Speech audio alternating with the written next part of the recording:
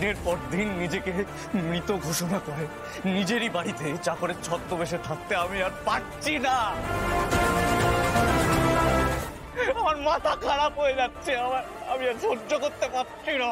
তাহলে কেন করছিস সব? কেন করেছিস? আমি বেঁচে আছি এটা জানতে পেরে একটু আগে যে গুন্ডা পাঠিয়েছিল সে সাংঘাতিক লোক। আমি জানি ওরা ওরা ওর লোক যারা এসেছিল, সেই কারণে আমাদের তিনজনকে মারতে চেয়েছিল। কার লোক? কে পাঠিয়েছিল? চুপ করে আছিস কেন? এই চুপ করে আছিস কেন? যা জানিস সত্যি বল। সেদিন কিঞ্জন মল্লিক কিভাবে বানের জলে ভেসে যায় সেটা আমি আর ওই লোকটা ছাড়া আর কেউ জানত না। তাই তাই আমি মুখ খুললেও শেষ হয়ে যাবে, সেই কারণে ও আমাকে মেরে ফেলতে চাইছিল। কেন মারতে চেয়েছিল? কি করেছে কিঞ্জন? আমি জানি না, আমি জানি না। আমি শুধু টাকা নিয়ে ওই নির্ধারিত সময়ের আগে বাঁধের জল ছেড়ে দিয়েছিলাম, আর ওই বানের জলে কিঞ্জন মল্লিক ভেসে চলে যায়।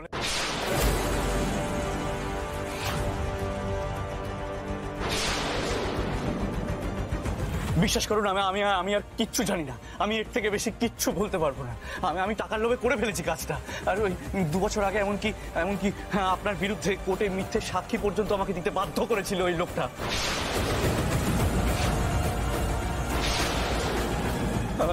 ওর জন্য আমার আজকে এই অবস্থা হয়েছে। ও যদি ও জানতে পেরে গেছে যে আমি বেঁচে আছি, সেই কারণে আমাকে মারতে চেয়েছে। এখন যেহেতু জেনে গেছে, সেই কারণে জানাতো না প্রকারেও আমাকে মারবে ও। আমার বউ আমার ছেলেকে শেষ করে দেবে। কে সেই লোকটা? বল কে সেই লোকটা? অরুণাভ ভৌমিক।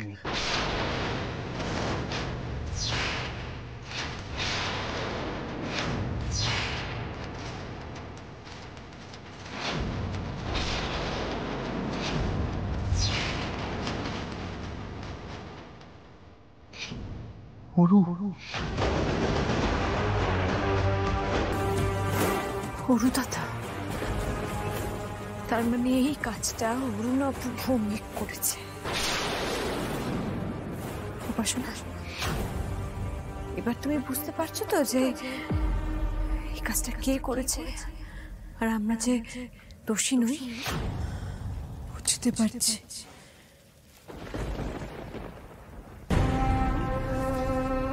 সবটা বুঝতে পারছি আমি এখন। সুতরাং আমরা কিন্তু ওদের জন্য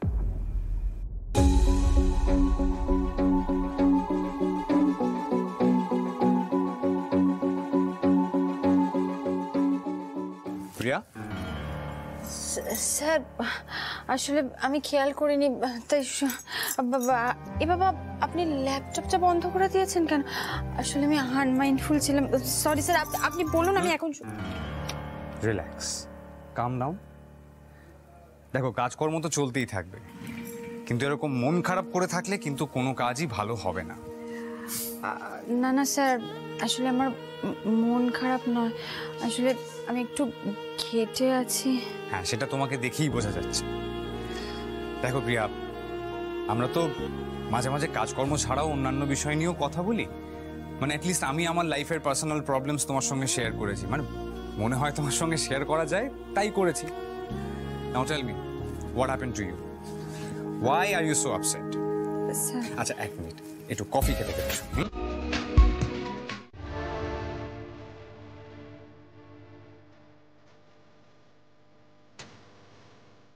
ভালোবাসা শব্দটার অর্থ অনেক গভীর। হ্যাঁ আমি বুঝি, নিজের ভালোবাসার মানুষ হারিয়ে গেলে তখন পৃথিবীটাই অনেক কিচ্ছু ভালো লাগে না, বাঁচতেও ইচ্ছা করে না, চারিদিকটা অন্ধকার লাগে, সেটা আমি জানি।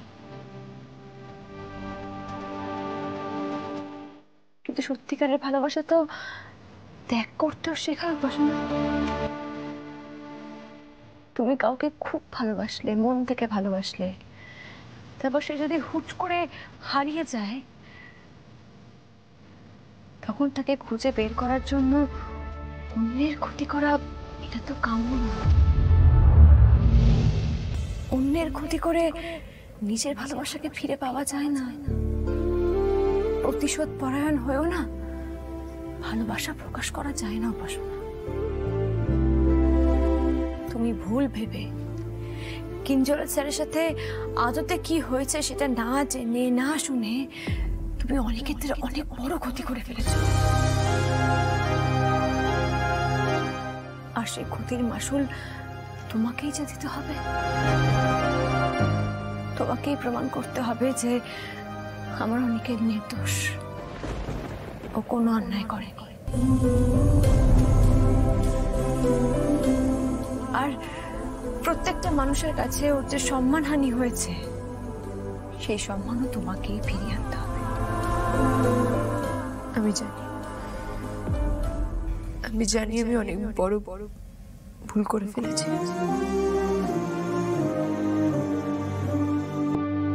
অনিকেত,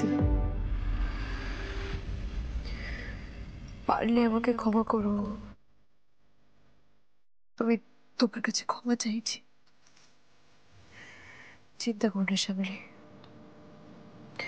আমি একটা প্রেস কনফারেন্স ডাকছি, সেখানে সবটা ক্লিয়ার করে দেবো। আর তারপরে ওই অরুণাভ ভৌমিকের মুখ থেকে সত্যি কথাটা আমি বের করব। ওকে তো শাস্তি পেতেই হবে। এবার স্বয়ং মহেশ্বর ওনাকে শাস্তি দেবেনি।